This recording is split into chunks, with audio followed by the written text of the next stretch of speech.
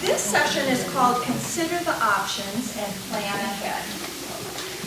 And I realize, I just want to warn you that this is geared more towards caregivers taking care of their elderly, so spouses or children. But I think there's a lot of merit here too for you, those of you that are aging and looking at downsizing, and so you can kind of see, maybe some tactics or strategies or concerns that your loved ones might have, and even initiating some of these conversations or seeing some of the things that may be happening to you in the future. First of all, I thought this was had a lot of wisdom. Aging is not an option, not for anyone. It is how gracefully we handle the process and how lucky we are as the process handles us. So those of us that do have some chronic conditions, that's not something we choose or that we can really control, but how we handle it, how we cope with it, how we treat our loved ones, how we interact and communicate makes a difference. So kind of keep that in mind. Some common situations that are seen and that kind of are triggers there are more warning signs that we'll talk about in a little bit, but maybe you've gone into the house and you've noticed that dad's unopened mail is piling up, bills are not being paid. We were finding that with my mom, that she'd missed a couple of bills and so needed some help with that. Losing weight is a real big one, and it's one that physicians are a lot of times concerned about. It's hard to cook for yourselves, right? It's hard to cook for two people sometimes. Especially if you have a chronic condition, or some depression. There's physical limitations, or if you're depressed, you don't feel like eating a lot of time. So losing weight is one other real big key indicator. Medication errors are so easy to happen, and I'll talk about that a little bit more. Or maybe your mom was a real meticulous person, always had her hair really neat, would never go out without any lipstick or whatever, and now you're seeing spots on her clothes, or she's just not doing her hair or whatever. So looking a little bit more unkempt. Bruises on their arms, whether it's bumping or falling. Falls are a big thing and a big concern. Safety, is what is really important in these situations. Here, denial is common. When the loved one brings up their observations, they've seen some of these things, and those warning signs we'll see. Oftentimes the response is, everything's fine, there's no need to worry. Have you experienced that with some of your situations? Yeah, I think part of that is they don't want you to be aware maybe of some of the limitations or some of the issues, and Janet is nodding.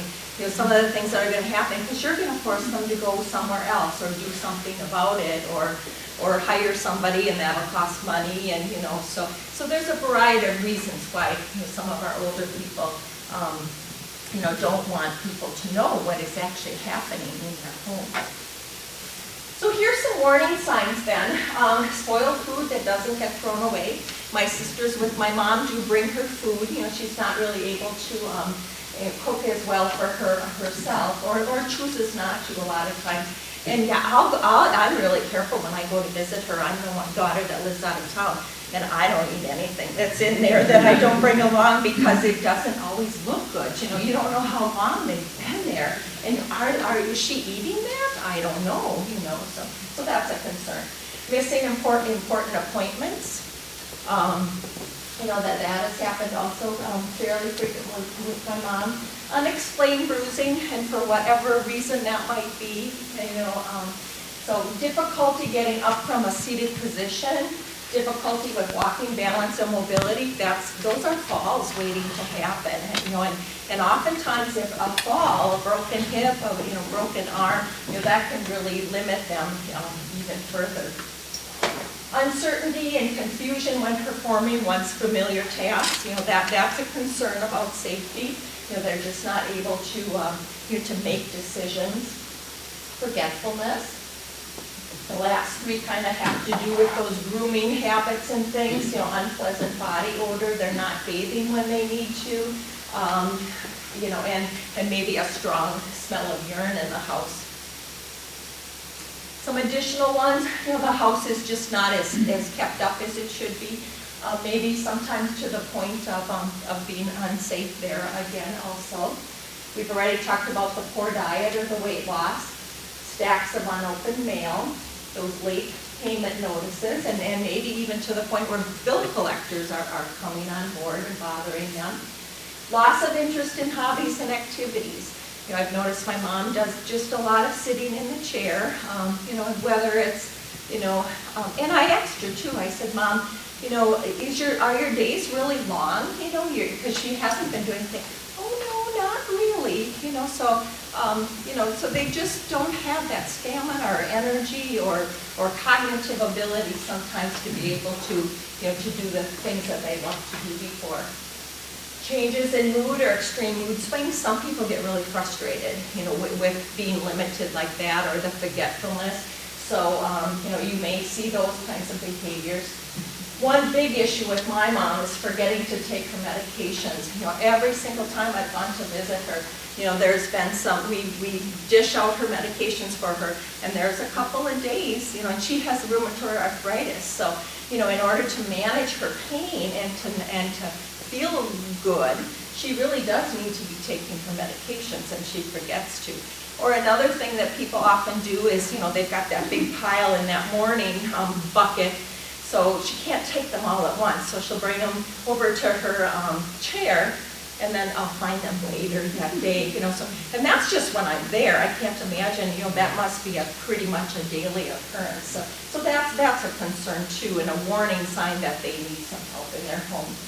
And then the last one is unexplained dents and scratches on the car. Maybe they're not doing as well with driving, whether it's eyesight or decision making or however that might play out. So again, those are some of your warning signs. So what steps should you take? These are some tips to create a more healthy discussion. And I wanted to share with you, I found on agingcare.com this care plan assessment.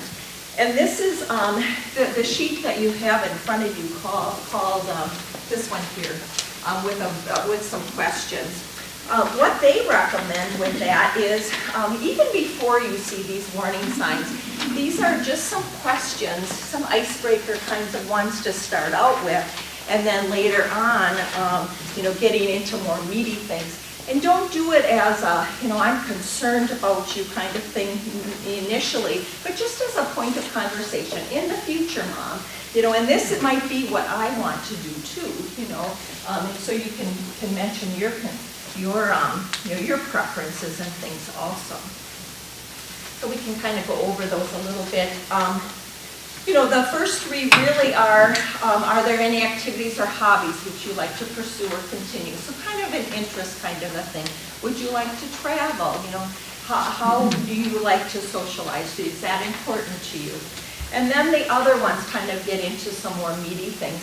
If it were to be that you can't take care of yourself as much, do you want to stay in your home, or is socialization more important to you? Maybe going to some senior living would be important. Some people, prefer their privacy and really haven't been as social, in their lives. So, or can someone come into the house? Can we have a full-time caregiver? What is your preference there? How about an assisted living or a nursing home? What things do you value in life? So kind of similar to what Annette was saying a little bit. What are those things that make you, and what do you value, and what do you believe in?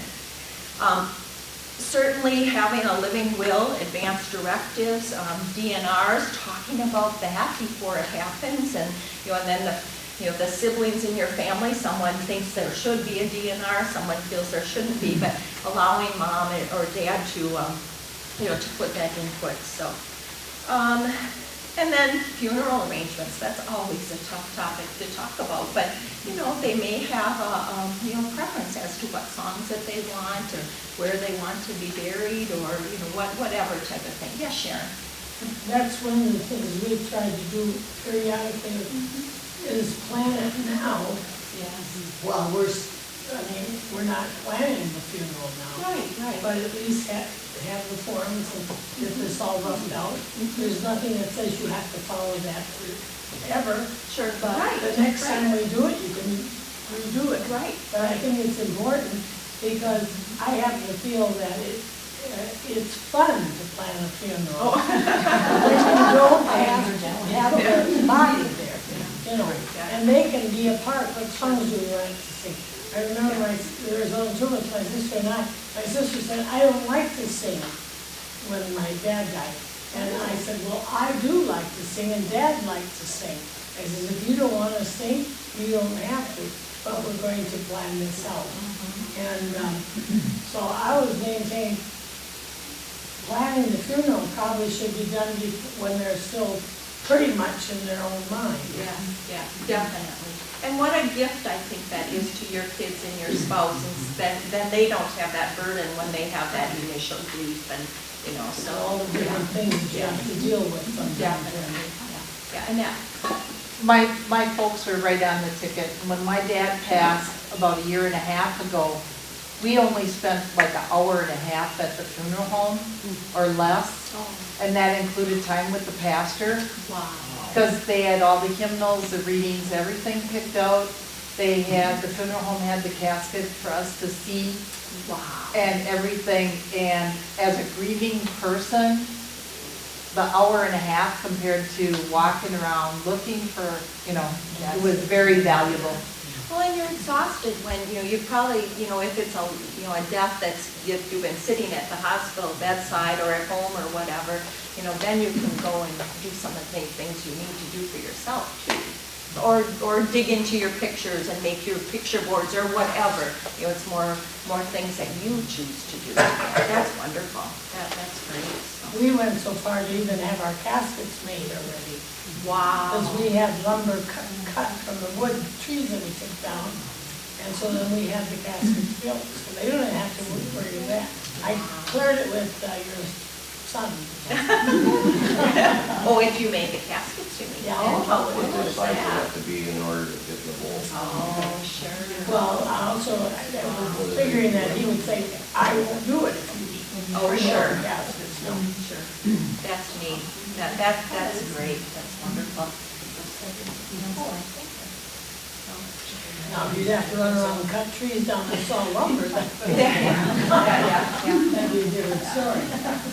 But the point in the first bulleted thing too is make that conversation ongoing. You do it before there is a crisis, and it will make it easier for you. So, if you see some of these warning signs, then discuss what you've observed and ask your senior what they think is going on. And if they acknowledge the situation, ask, okay, is there a solution? What can we do about this? If you get their input, they're certainly going to probably agree with you more and be a little less defensive about, oh, you're taking away my independence, or you're making me feel stupid, or whatever feeling that they might have that's involved with that. And if they don't recognize a problem or they shrug it off, you can use concrete examples to support your concerns. Mom, you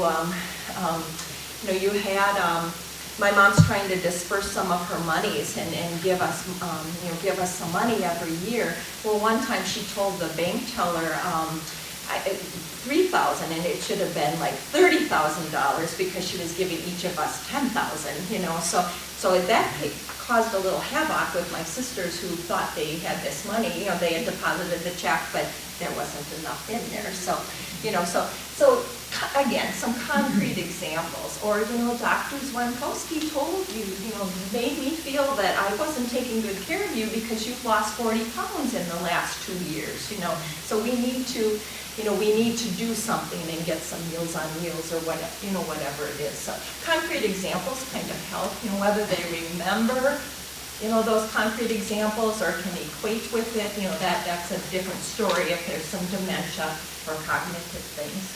Jana, we've Yes. been past the funeral part, Uh-huh. but I think this is important too. My kids said to me one time, Mom, would you kind of write down who all the relatives are or who should be mentioned, in an obituary? Because we don't know the families, and so there are other families too that forget people and they feel very slighted. Oh, sure. So if we still have our right minds and everything, contact our loved ones and ask them to do the same and make sure that these records are up to date. That would save a lot of problems down the road. That's a good point, Dorothy, because generations even below me are not as family-oriented or interested, so they don't necessarily know who to contact. And if they You're right. moved up somewhere.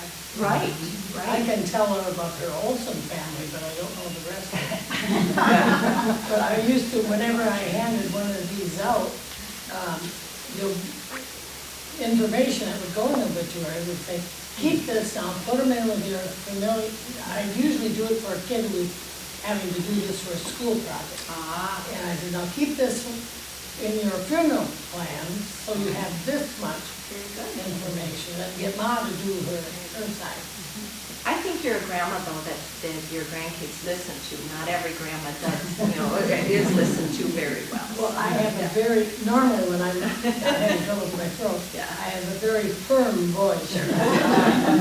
But you have wise things to say to Oh, her, yeah. so yes.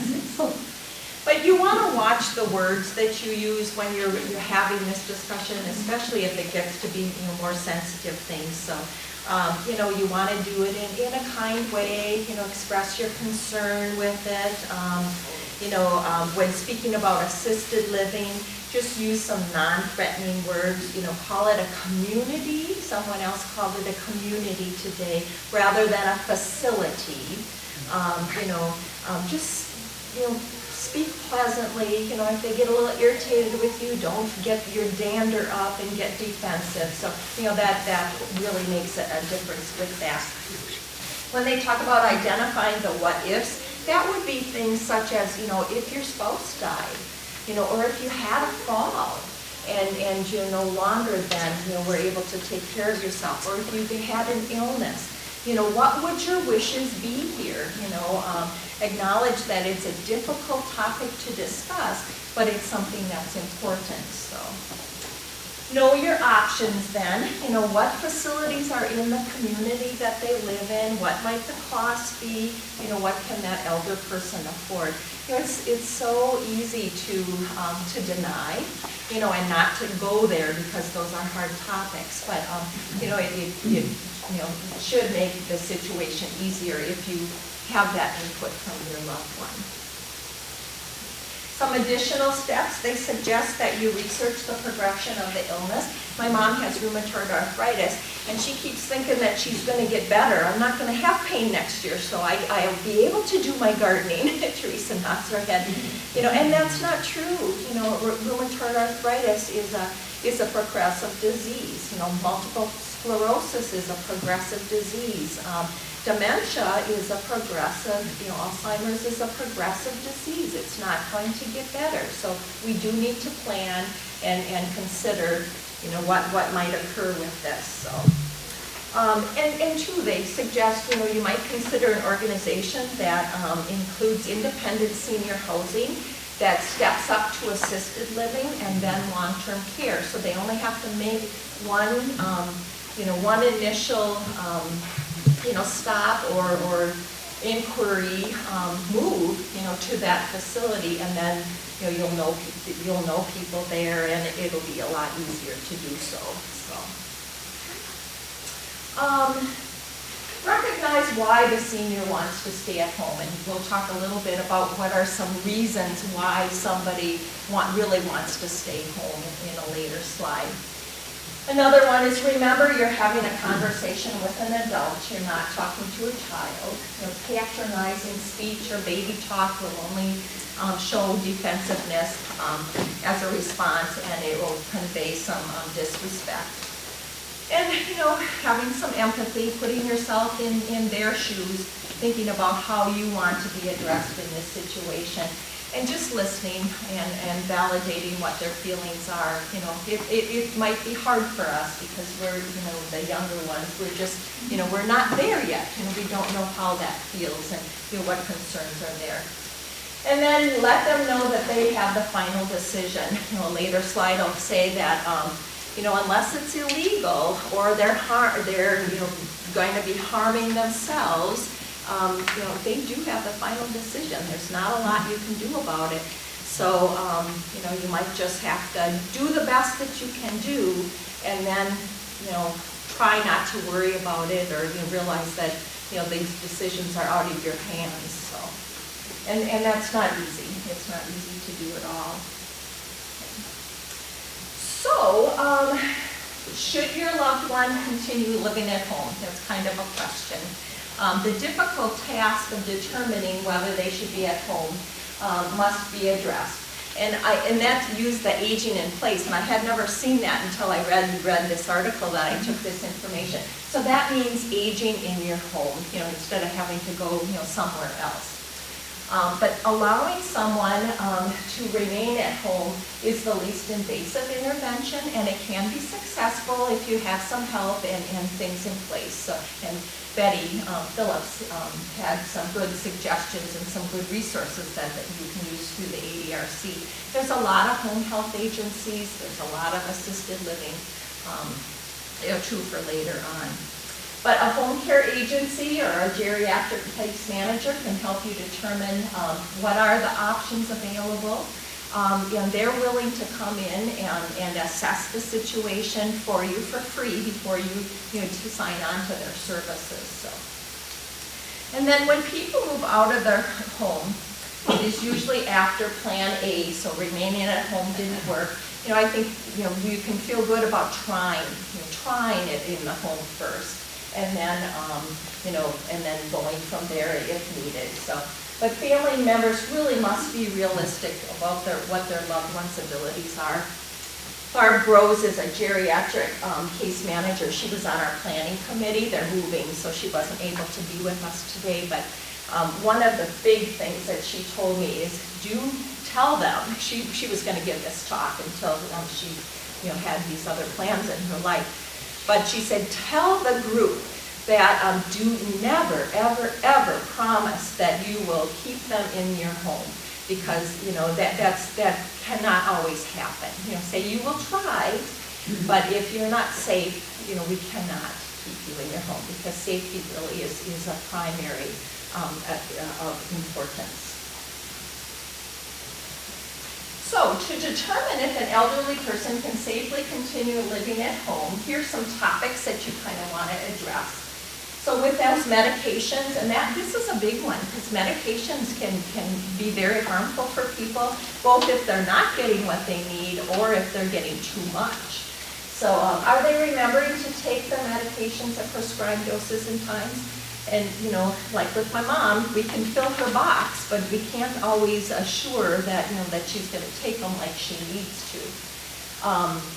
I did find, and I haven't ordered it yet, but a medication alarm. It's just a little alarm, and you have to bang it. You have to actually get up and bang on it, the alarm, before the alarm goes off, so that you remember to take your medication.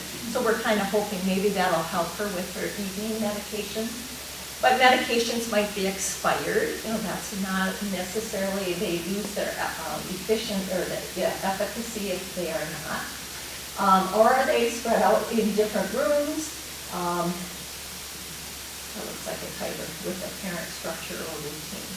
I think that picture. Oh, it moved over. Oh, yeah. You can proofread all you want. So. It looks like a vowel.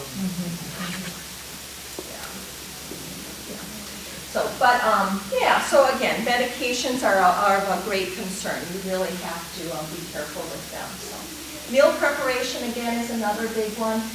Can they cook for themselves? Is it a balanced meal? My mom, for a while, was just eating soup, just soup, and saying, oh, I'm getting so tired of this soup, so that certainly wasn't balanced. Can they safely operate appliances, you know? You know, sometimes those stoves are hard to operate, you know, or they might forget to turn them off, so, so that can be a concern too.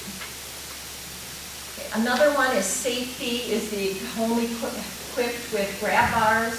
You know, do they know how, if there is a fire, or, you know, if there's an alarm that goes off, you know, maybe the fire alarm, just because of the battery, do they know how to deal with those kinds of things? So, do they have difficulty getting around or taking the stairs down? Is there laundry downstairs and they're walking down with, you know, with their clothes baskets and things, so.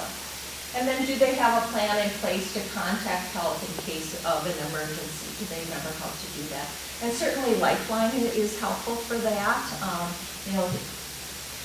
You know, my mom's been resistant towards that, but, you know, I might even say, you know, Mom, it would make us feel better. You know, it would give us some peace of mind that, you know, if we can't be there, you know, that at least, you know, that Lifeline will be available to you, so. Social isolation, do they have friends? Do they have neighbors that, you know, look in on them? You know, do they go to church once a week or have a Bible study that comes in? Are they depressed? You know, is the only thing in the refrigerator, you know, cans of beer? You know, is that a concern? You know, so you know, so kind of look at those things. And my mom has never been a real social person, so, you know, any of the ADRC socialization kinds of activities, she's not really interested in that. But then, you know, she had a friend who, you know, Mary needs to get out and about, you know, so then you can tap into some of those socialization things for those people. So again, it's all individual. Home management, there again, are they paying their bills on time? You know, we've talked about this already. Unpaid bills, are there lots of papers laying around? Is the house clean or in general disarray? Boy, I didn't do a good job with those slides at all. Print it differently. Yeah. Those pictures doesn't mean around. Yeah. So, but you can see it on your papers. So personal hygiene, there again, you know, are they taking care of themselves like they need to? Transportation then is another huge concern. And in fact, my mom's doctor, the last couple times I've gone with her, has said, you need to be testing her driving. She needs to drive for you so that you can determine, someone needs to see at least every month, is she safe, you know, on the road? Can she find where she's going? Is she going too slow? Is she going too fast? Those kinds of things. So. But, you know, maybe they shouldn't be driving, and then exploring some of those different means of transportation, you know, might be a good idea. And ADRC, that on that latch list they're talking about, they'll actually transport to medical appointments or grocery shopping or whatever, so that might be, you know, an option for you to use. Well, if a move is needed, then, you know what, you know, that's kind of what this slide talks about. Elders often make their objections to children, family members, friends when they're faced with the prospect of moving to senior living or assisted living. And their concerns might be giving up their independence.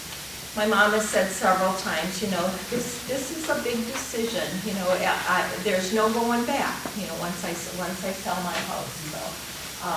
You know, and that's very valid. You know, she's lived in that house over 50 years, and you know, so I can see why she feels that way. Fear of the unknown. You know, what is going to happen? Who's going to be around that place?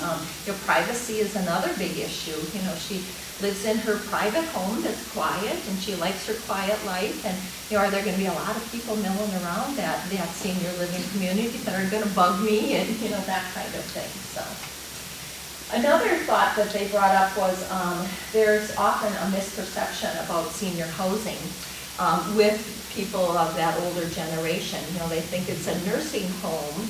You know, and we even toured, my mom toured a senior living, not even assisted living, and she still kept calling it the nursing home. You know, and she would have lived on her own, she could have had, you know, as much help as she needed, but, you know, oftentimes people will look at that as a place to go to die, you know, or people are going to be moaning there. And it used to be the poor farm. No way can you call it the poor farm because you're paying.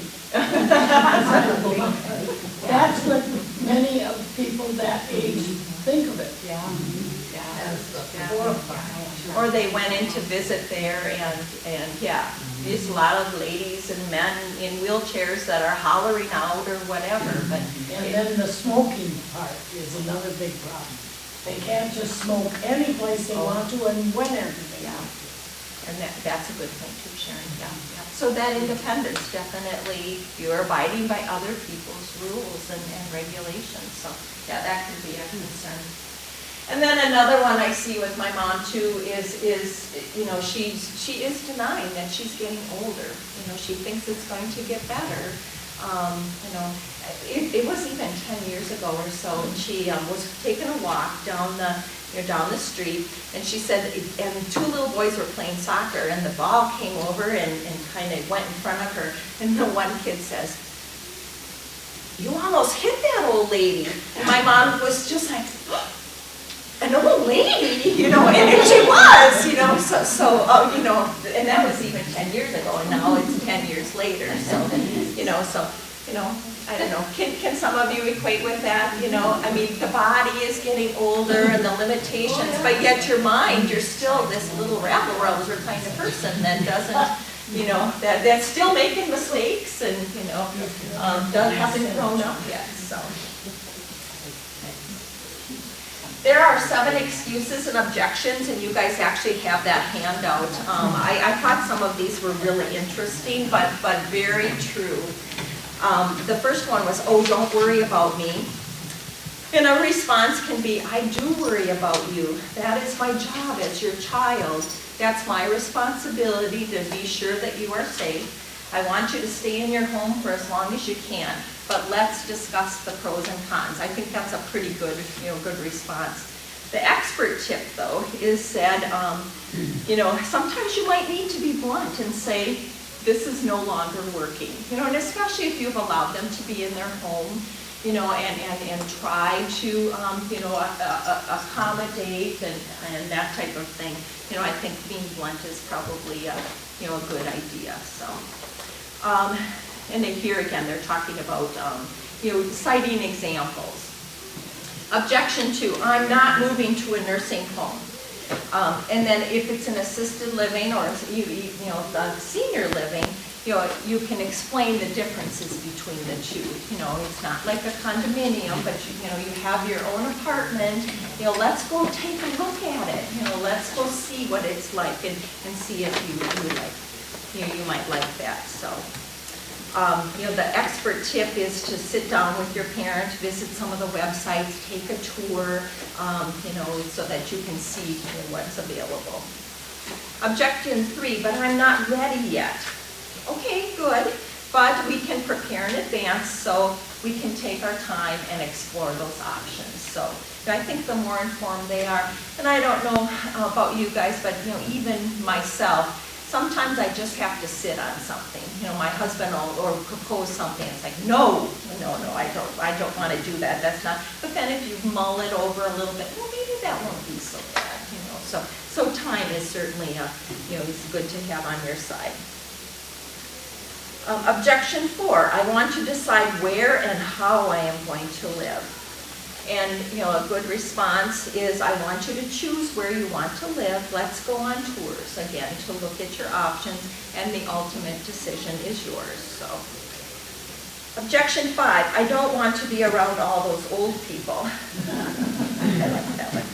So, in here again, a response is, "Many residents are the same age as you are, and they are as active as you are. You know, they can go to the theater, they can play bridge, they can play cards, they, you know, have book clubs, happy hours, movie nights. You know, let's just go check it out." You know, so you know, emphasizing that positive part of it. And again, that takes time. You got to look to see what facilities are available to you. So. I like this one too at the top of that next page. "Or if they have a sense of humor, suggest this response." You're right, they do look kind of old. You're going to come in there and shake them up, you know, and be the life of the party. So, you know, so that might work too. So. Objection 6 then was, I can't afford it. And actually, it might cost about the same, by the time you pay for insurance, and, some people have mortgages, some don't, but, heat, utilities, cable TV, yeah, and that, yeah. I did that with my dad because my dad's a money person. And I sat him down and I said, okay, how much do you pay rent now? How much you pay cable? How much you pay this? How much you pay that? Insurance, blah, blah, blah, blah. $32 difference. Oh my gosh. They were paying more living in their apartment than moving to Independent Plus. Or like my mom, who's living in a house that's getting kind of run down, the doorknobs don't work, and, she let her, she was going with just a little drippy faucet because there was problems with the plumbing, and she didn't tell anybody, and we finally realized it when my husband and I needed to take a shower when we went to visit her, so those kinds of things too, And worrying about the lawn, that costs money, and the snow shoveling, and, there's a lot of things to worry about and to think about when you own your own home and even apartments, so. Yeah. And then the last objective is objection is it's too much work to move. And that response would be, you're spending all this time worrying about your home. I want you to be able to enjoy your life. I want to enjoy the time we have together instead of cleaning the house, mowing the lawn, worrying about your safety. And that one really hits home to me because that is the case. It's when I go to see Mom, we don't have time to enjoy because I'm always doing projects and things, so. And that expert tip then is you want to preserve your relationship with your parent. Explain to them how the move would improve that relationship with them, and maybe their quality of life could be better too. So just a few additional thoughts, maybe some sticky points. And I already mentioned, don't promise to keep them in their home. The goal is to keep them safe. And you need to be flexible. Start out with one option first, and then if that's not working, maybe change your option. Sometimes there's personality. If you get a home health care aide in, maybe there's a personality conflict or whatever. They don't quite trust them. Well, then let's try someone else. Or with my mom, we started out with Meals on Wheels for 2 days a week. Eventually, I think maybe we'll have to go to more. So. And we've my 2 sisters who are in town, I have 3 sisters in town, but 2 that are more involved, they don't always have the time. They work full time. They don't have the time to supply Mom with those meals. So, so kind of, going to that point, let's get some help so that your daughters, don't have to, feel stressed about that, so. The bottom one, then family members may not agree with the situation or approach. Sometimes there's family conflicts. Most of the time, there are some disagreements there. So again, if Mom or Dad have input into it, that certainly helps that sibling kind of conflict. So. Lisa Sommerfeld, who was an activity director at Waterford at one time, and she's actually our secretary at St. Luke's now. She had an elderly mother-in-law that she took care of, and she lived in the assisted living. But her recommendation was make a drop-in visit. You can tour, see what it's like, but then make a drop-in visit to see what really is going on so that you're more comfortable, with how that place operates. So I thought that was a good suggestion. And again, those financial health care power of attorney documents really should be established and in place. Don't forget, though, that you have to activate those in order to be able to make those decisions for that person. And that can be kind of sticky from what I've heard from people too, as far as having doctors agree that that they can no longer make their decisions, that they're incompetent. So. And then the last thing is an elder cannot be forced to do or not do anything against their will, unless, of course, it's something illegal or they're, suicidal or, are going to be harmful to someone else if they have not been declared incompetent. And sometimes that's really hard for people. It's kind of like, you know, if you have a teenager that's doing risky behaviors, you know, sometimes you can see that with your elderly too, you know, so. So questions, discussions, you know, I think this is a tough situation, you know, it really is, and it's hard to, you know, hard to work through sometimes, so. Yes, Teresa. You mentioned earlier that if they have trouble getting up from a sitting position, okay, I've noticed that with my mom, that she can't get up. But she's not there yet. What does that mean exactly? Well, they're at a risk for a fall, you know, so whether you get one of the lift kind of chairs, you know, they're kind of expensive, or, you know, teach them how to, you know, or have them sit in a different chair that maybe they have, you know, some arms that they can lift themselves up, but, yeah, they're at risk for a fall, so that's trying to get the yeah. feet up, you know, which, this is just a new thing now. She did fall last winter, but she said it was on the ice. And broke her arm, and, you know, that was the first time she ever fell or broke. Maybe it wasn't so much the ice. Yeah. Well, you know, elderly don't pick their feet up as well either, you know. Last time when Sierra was here, she did some exercise for helping balance, plus their balance isn't as good, you know, so sometimes some prevention kinds of things, so certainly getting those rugs out of the house, you know, or at least a rug that they're not gonna trip on, so.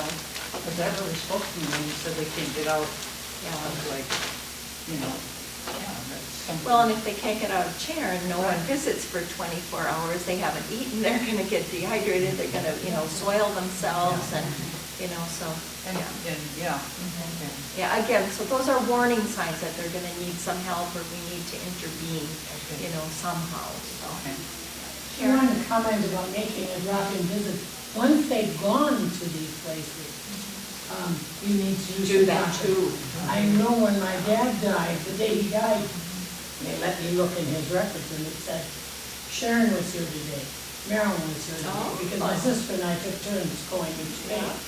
And they made note that we were there every day. And I thought, well, that somebody took the effort to find his page and write that in. But they knew that one of us would be there every day, so we better toe the law, toe the mark.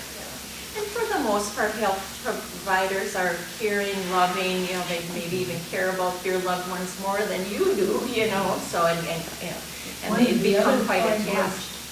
The things that people don't like, my dad would get really frustrated when he would find, he had army handkerchiefs that he was real proud of.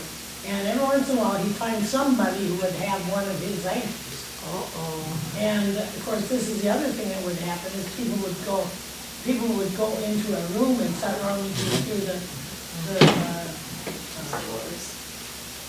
drawers. Their stuff, yeah. Not, I don't know if they didn't realize they weren't in their own room or what the deal was, but this is what people who had their right mind, which that was one of the problems, I guess, he had being there, was that he had his mind and there were so few people who could actually talk to.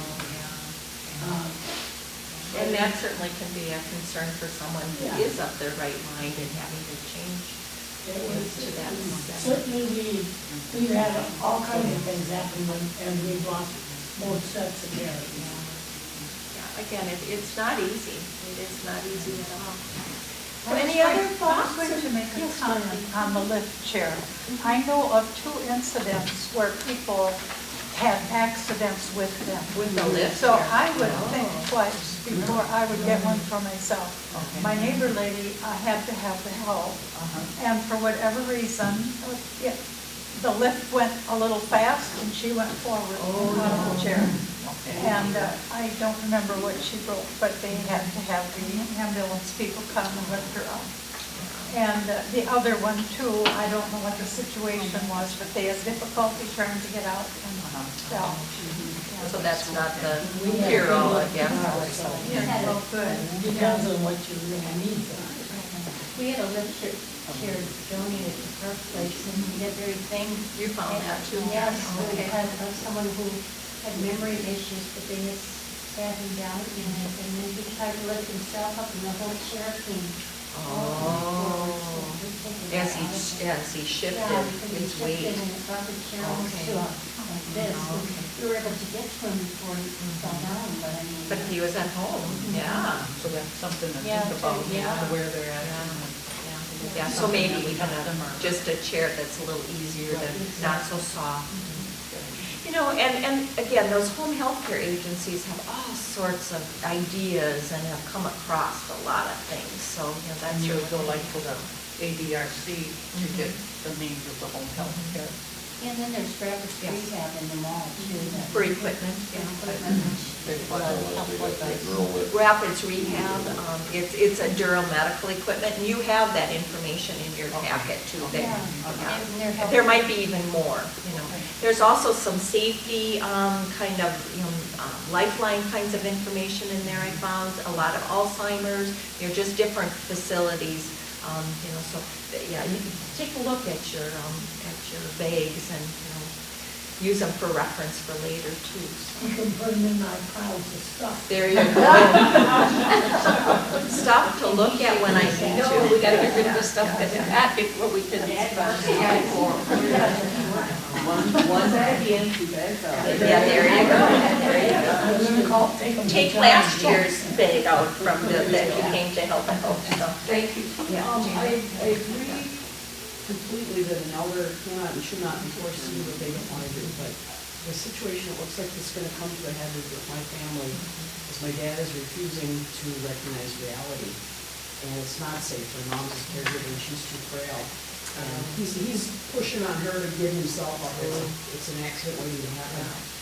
When it becomes unsafe, what do you do? Like, do we go to their doctor to enlist some help or do we have to kind of keep hands off and wait till the worst happens? My sister had a situation with her mother-in-law, and they actually, I'm trying to think of how this worked. Oh, she wanted to sign herself out after having a massive GI bleed, gastrointestinal bleed, and she was gonna leave. So they tried to get her incompetent, because she'd been going to the hospital at least by ambulance 2-3 times a week. And they found 2 physicians that actually did declare her incompetent, but then they rescinded that because she put up such a fuss.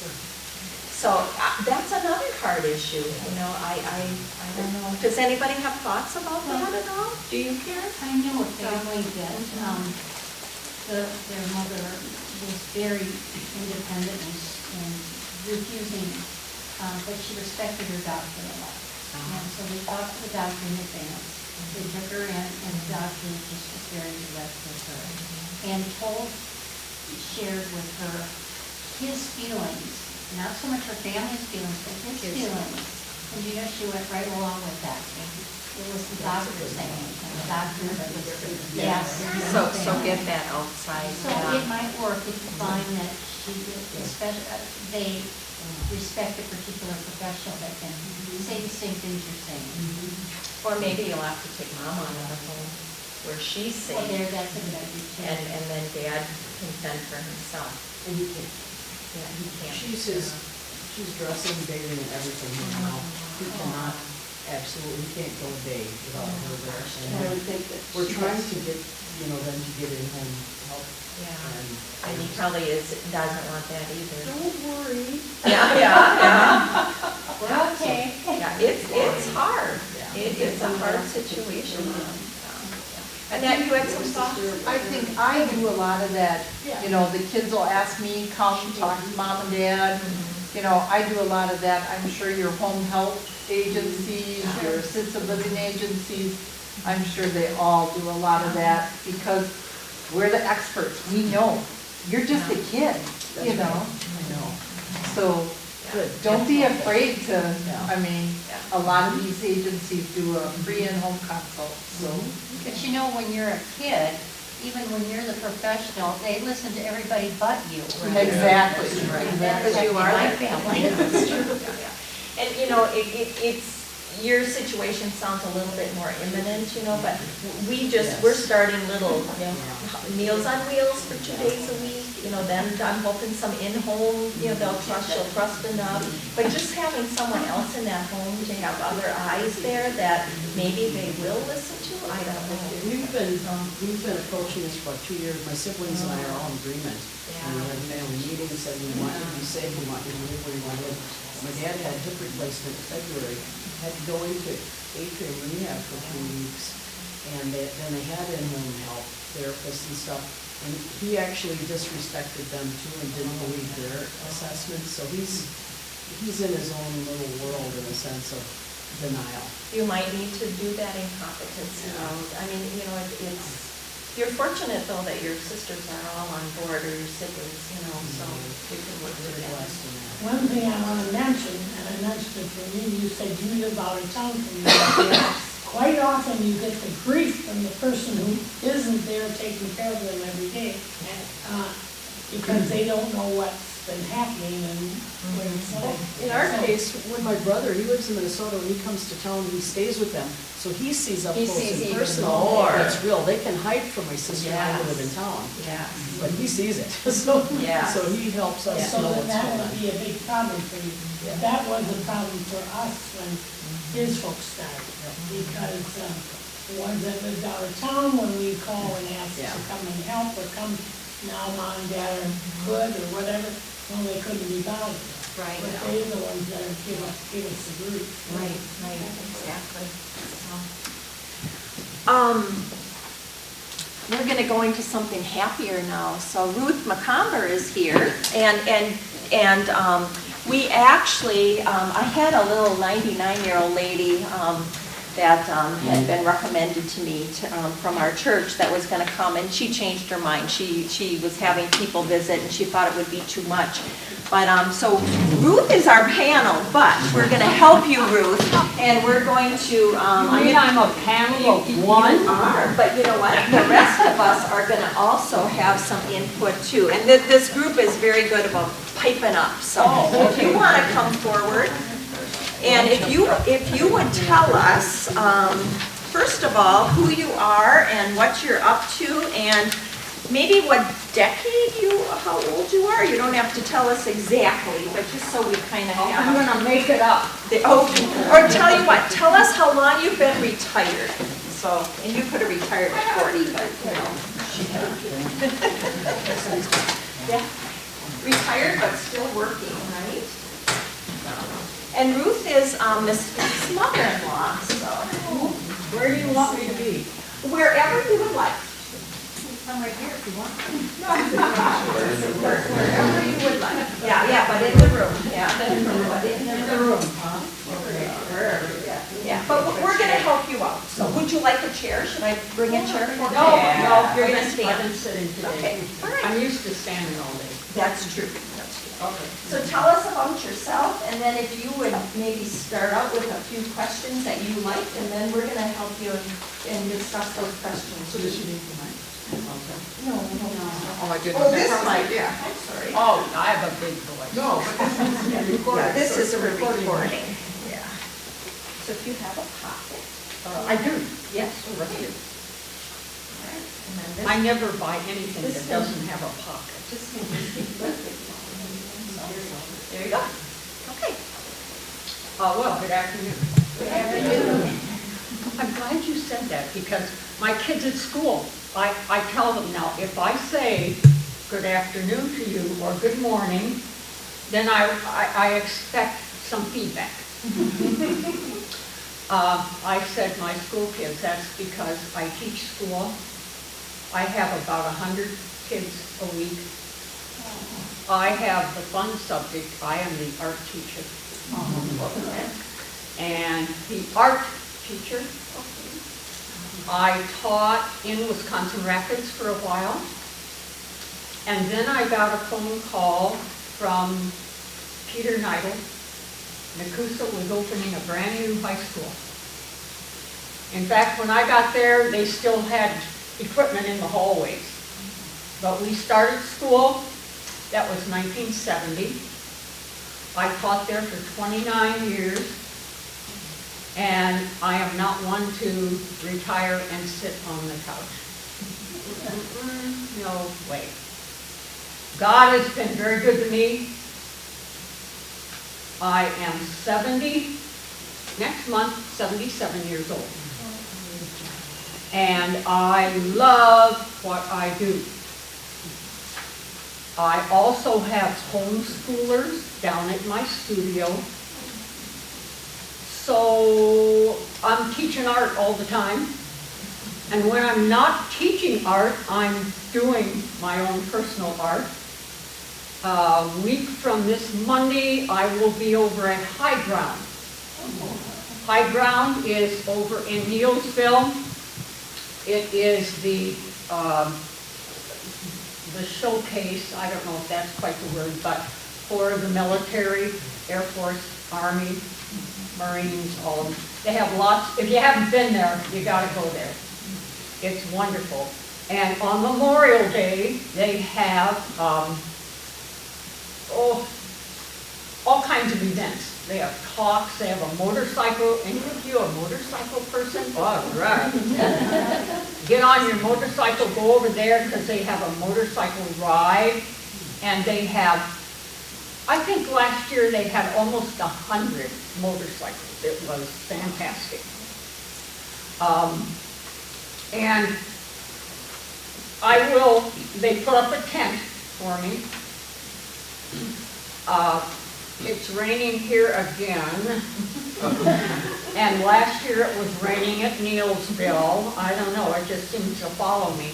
But they put up a tent, and then I bring my Vietnam paintings and sculptures over there.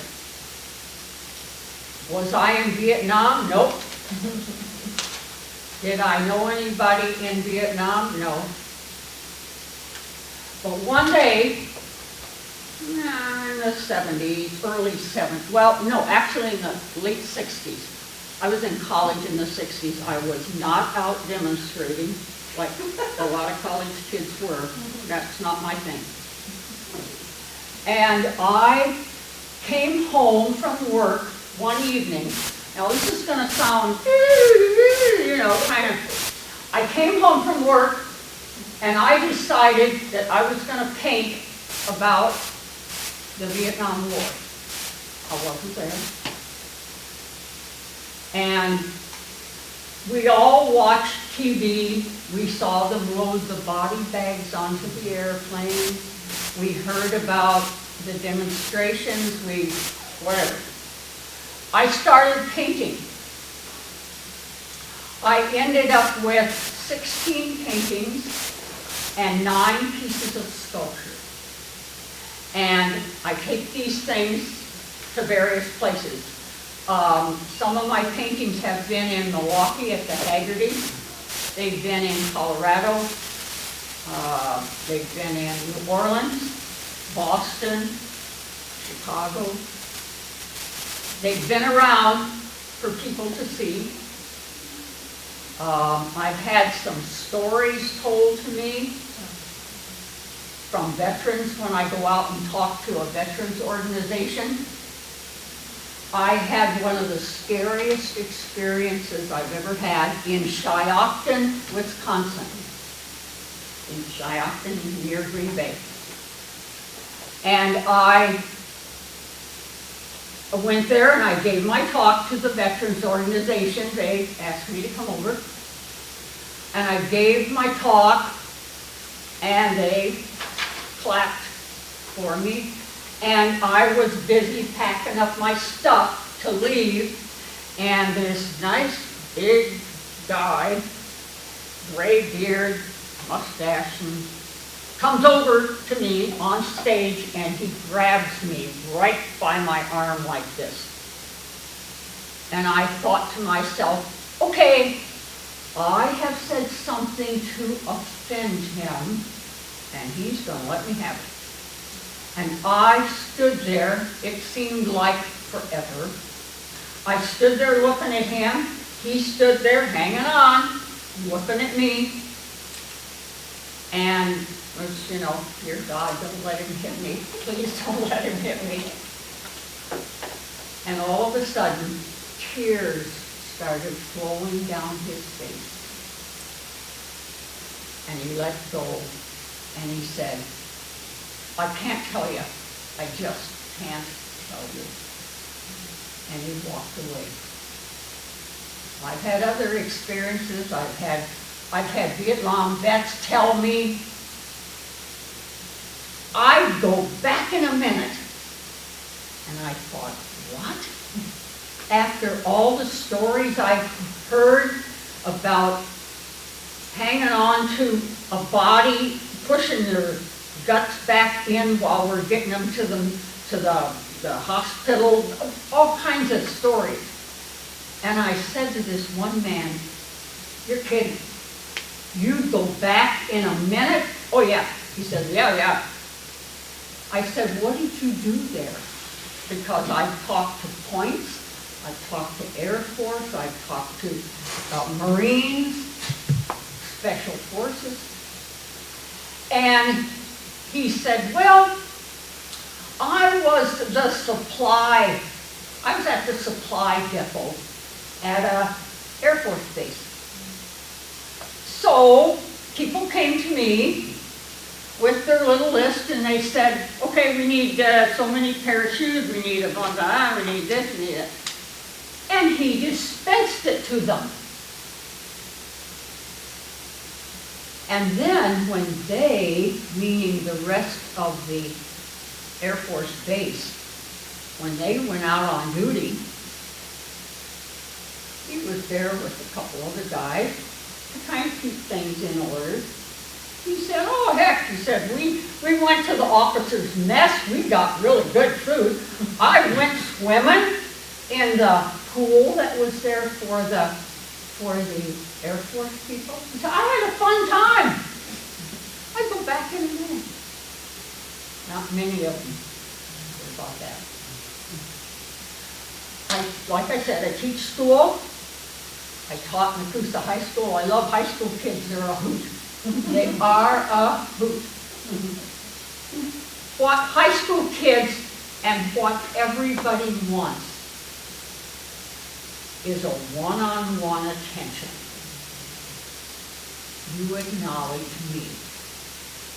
So I would stand by my door at Nakusa High School, and here comes the kids into my room. I had, the time I was there, 29 years, I had over 2,200 kids. Loved it.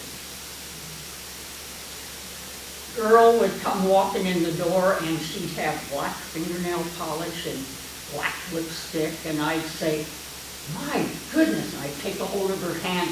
Did you slam your hand in a door or something? Okay, so that's one-on-one attention.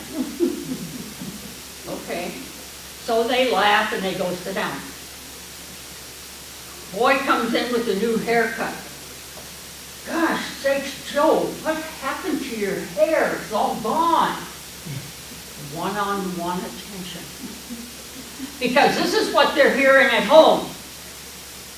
You clean your room? Your room's a mess. You are so messy. Get in there and clean that room. Who took the garbage out?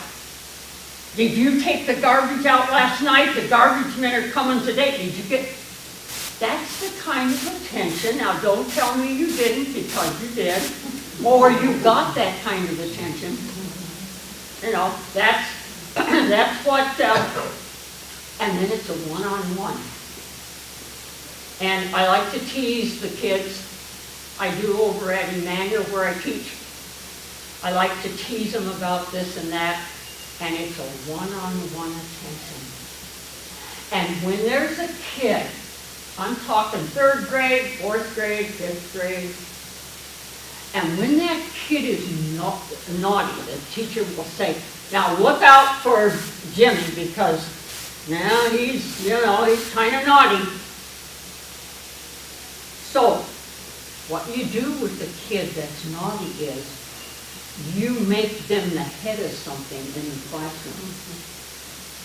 All right, now Jimmy, I want you to make sure you hand out all these all these things, everybody gets one. Oh, boy.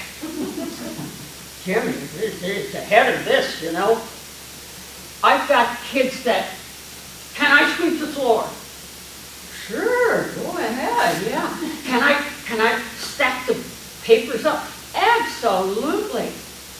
It's all learning. It's all a learning experience. That's what I do. Am I going to quit? Absolutely not. I love what I do. The parents are pleased. Parents, my kids remember that very much. Parents are pleased, the teachers are pleased. Last year I missed one day of school. The year before that I didn't miss it. God has given me good health. I can get around good. I thank God for that. I love the kids. We do great projects. This year, one of my little students, third grader, won second place in the state of Wisconsin for her artwork. Oh. Second place in the state. This year I had 2 different students that won first place in contest run by Wood County. And they got a ribbon, and they got, one little girl got a little trophy, and, I mean, for a little kid, that's big stuff. That's big stuff. So, anyway, I gotta shut up here, and you guys are gonna ask questions, or what do you want me to say? Yeah, well, you know, from your stories, what would you say, you know, what activities do you find purpose and meaning in life about? What activities? Well, teaching, family. I have 8 grandkids and 1 great-grandson. I enjoy my church and the people there. I like working with young people. I think that's what keeps you young. They don't think like you think. These young people nowadays, they have a whole different mindset than what we had when we were in school. If you don't believe it, go and talk to a 6-year-old. It's a whole different mindset. Well, their world is so much bigger. Oh, yeah, yeah. Technology and. You see, now, we do not allow those to be used during classes and all, but some kids have them because after school they have to call, Mom, I have basketball practice after school, or I'm on the soccer team, or whatever. But if you ever drive down Lincoln, 12, wherever Lincoln High School is now, 16. and you drive down there when they're letting out school for the day, I believe that you will not see 1 or 2 kids that doesn't have this right out here. And they're trying to walk, and they're bumping into people, and they're, whatever. But, they all got it. They all got them. Everyone, they're texting, or they're listening, or they're watching, or it's a camera, it's a video. You can take a picture of what it's amazing, amazing. I have a track phone. My track phone does nothing but call people, or I can get a call. That's it, I draw the line. I draw the line. So working with kids, Yep. and would you say too that just keeping busy and having things to do that you love to do? Oh, without a doubt. And it sounds to me, Ruth, that you also are learning new things, you know, or doing new things, you know, your Vietnamese project, you know, so there's always something new and different and exciting in your life, it sounds like. I don't like to watch TV. I think some of the new soaps and stuff are absolutely, I'm not going to say that word, but you know what I'm thinking. PBS has nice things on, but you know, I cannot paint and watch TV at the same time. So I like to paint, and I like to work with clay and sculpture. I try to get some kind of a theme when I do that, so that I can do more than one thing. When you were talking about the fact that your house needs to be cleaned more. You do have a warning sign there, you say. I have a one, that's a biggie. That's a biggie. That's okay if it's not. I'm waiting to get out in the yard to plant things. And it keeps getting colder, and then it's raining, and then it's, I like to garden.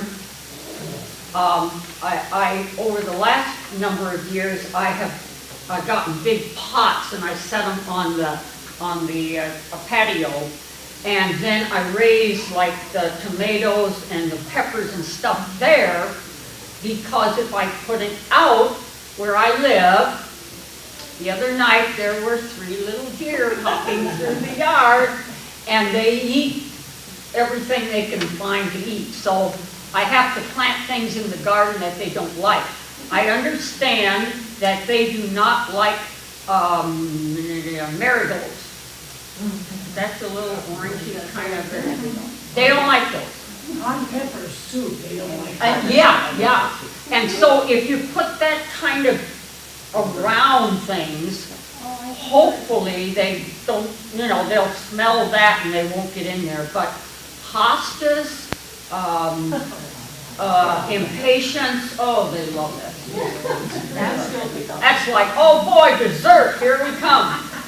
I have a question. Before you talked about your sculptures and paintings that Yes. you did, where did your subject material come from? Was it just out of your head? Or Yeah. Really? Okay. Yeah. Like I say, I got home and I decided now's the time to paint.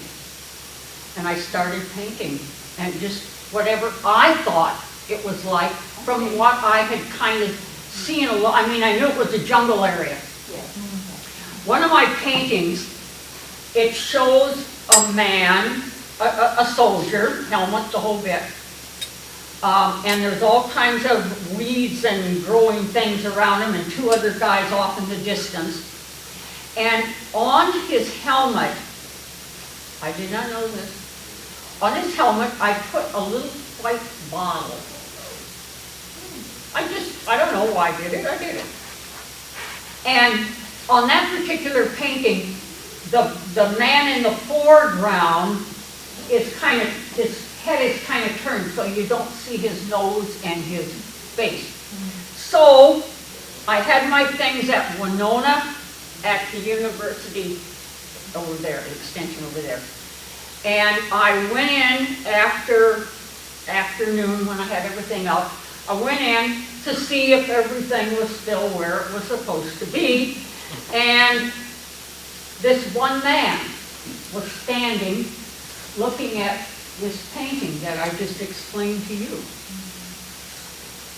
And I just went by and I said hi. He said hi. He said, hey, did you paint that? I said, yes, I did. He said, that's me. That's me there. And then he proceeded to tell me that he was what they called a point. I have no idea what a point was. Point. He said a point was the first one in the jungle. Other guys are behind him. The first one, and he was looking for tripwires, He was looking for guys up in the trees. He was looking for sticks pointing out with gunk on them that, you know, they could step on and then they get a disease or something. And he said, that was my job. That's me in the painting. How did you know that? I didn't know the guy. And he then proceeded to tell me that the worst day of his life was the day he had to get on a plane and go back to the United States. I thought, my goodness, that would have been, yahoo, we're getting out of here, yay, and I didn't get shot. But he said, I had to leave all my buddies behind. Some of them were killed. Some of them were still there. And he wanted to be with them. So. Is there anything about the white bottle? What is that? Oh, the white bottle. Yeah, I put that right in the helmet and I had no idea what it was. I don't know. Anyway, he said, you know what that is? I said, no. He said, we all had bug. It was like for bugs.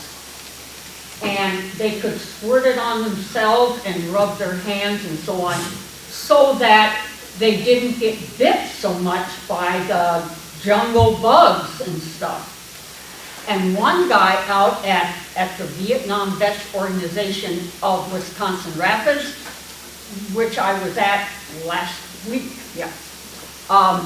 he told me, yeah, that's what that was for. And he said, I was sleeping sometimes in the jungle overnight, he and his buddies. They were laying on their ponchos, that was their bed, on the ground. And he said, I'd be laying there and all of a sudden I'd feel something by the side of me and, well, there's a snake. Oh.